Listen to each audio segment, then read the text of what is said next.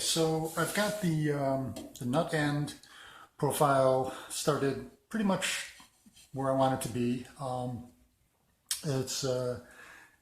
It's worth saying at this point, it's always funny when I tell people that I build guitars. Usually the first question they ask is, oh, do you play too? And that always strikes me as a little bit of a strange question. I'm not sure why you wouldn't assume that someone plays guitar if they build. But I guess it's true. I mean, you don't have to necessarily play to build a guitar. But, you know, it seems like it definitely would help give you the insight into how a guitar should feel and operate if you play one. And I think that's nowhere is that more true than with the neck, the feel of the neck. And that's why it's probably my favorite part of the entire building process. And you know, we were talking about neck thickness, and I should say that, yeah, even though, you know, I said I'll go 3/4 of an inch neck thickness, but on this one being a 3-string, so a narrower neck, I'm going to try and compensate that by leaving it a little fuller. At the same time, just like you would taper the neck narrower down towards the nut where the fret spacing is much further apart to accommodate your hand. You're reaching, you know, those frets that are more spread out. It goes the same way with the depth of the neck. So, you know, even though I'm going 13/16, a little bit thicker on this neck depth, I am tapering down a little bit. So I've kind of come in to that center point, and I've actually crossed it a few times and worn it down with the microplane. And of course with the spokeshave, I'll go over it a little bit. So I'll probably get the nut end profile down to 3/4, but up at the join, up at the heel, keep it thicker, deeper, and stay more with the 13/16. So you've got, you know, kind of a taper going this way. And again, that's all about the hand, the ergonomics, wrapping around the neck, trying to reach those wider frets. So to accommodate spreading your fingers out, you want the neck a little thinner there. Up here, where the frets are all more compressed, you know, up there, your finger is going to be very close together, so it's okay to keep it deeper. Probably even a better idea to keep it deeper. Another good point, it's never a bad idea to chalk up a little bit to kind of mark any high spots or kind of corner spots. And when I was checking down here with my fingers, you could definitely feel that there's a corner spot right here. So I'll chalk that up and then go back with the microplane and hit that, and that way I can read that I'm taking out that high spot.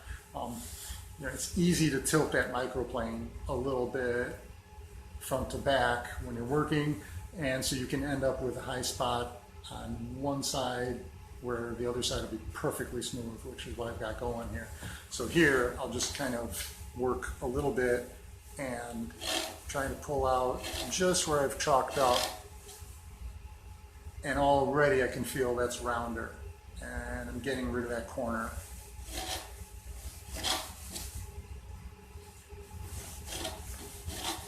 And again, paying attention to that round curved motion.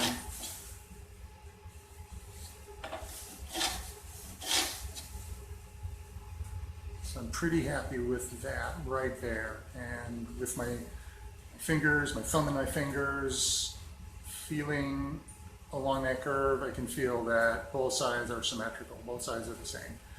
And again, that's just the beginning. That's just sort of the mold for what the rest of the neck is going to do. So now I'm ready to come up here. And again, I've chalked that limit line right here. So I don't want to take off any material behind that.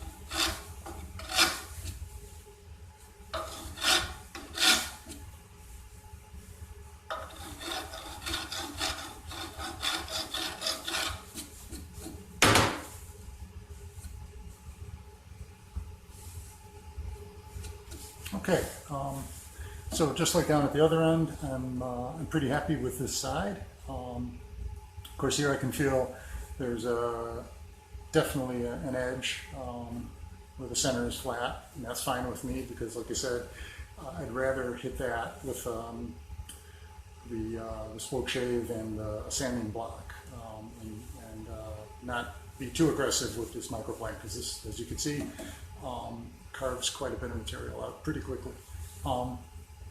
If you look and kind of look at the amount of material I've taken off here compared to down at the nut, hopefully you can see this. I left a fair amount fuller, and here, I dug in a lot more. And again, that's going to help set up the template to follow for that taper. Not only the taper of the depth, but also following the tapering of the width. So you've got a really nice kind of conical shape going for your hand as you're playing up and down the neck. So I'm going to pretty much stop on that side for now, come over here, get this the same.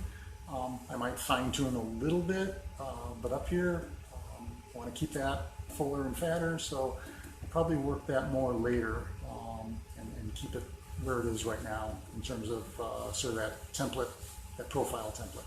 All right, so we'll see you when we're ready to do the spoke shave.